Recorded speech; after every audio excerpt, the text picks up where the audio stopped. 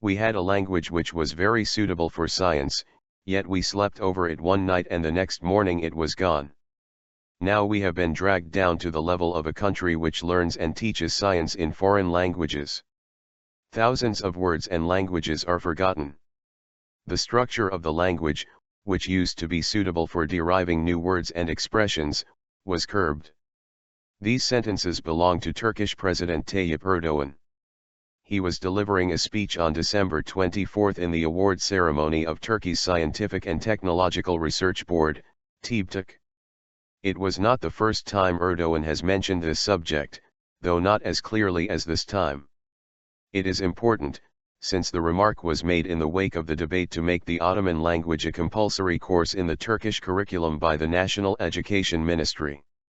Yet Erdoğan was not specific about whether he meant to bring the Arabic script back for Turkish, or whether he meant to take back the policy of purification of Turkish. Both were moves by Mustafa Kemal Atatürk, the founder of the Republic of Turkey in 1923, following a war of independence against invading armies and a civil war against the Ottoman Sultan. Up until November 1, 1928, Turkish used to be written in the Arabic alphabet. It was Atatürk who led one of most radical social reforms in modern history to change it to the Latin alphabet.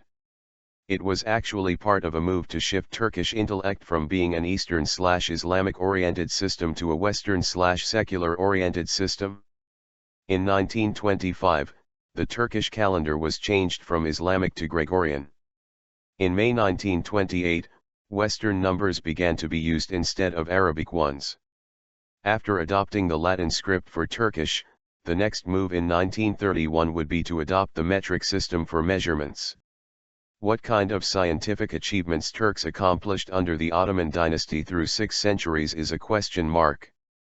But the literacy rate of Old Turkish, Turkish in the Arabic alphabet and decorated with Arabic and Persian adverbs and adjectives, which Erdoğan likes to call the Ottoman language, was estimated at 2.5%, 7% of the male and 0.7% of the female population, when the republic was declared.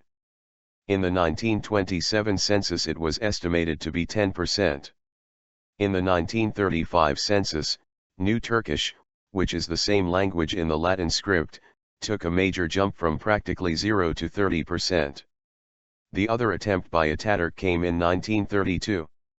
In an aggressive linguistic move, Atatürk led an educational reform to purify the language of Arabic and Persian words, adjectives, adverbs, and expressions as a part of building a new Turkey, actually using the same phrase Erdoğan uses today for his era.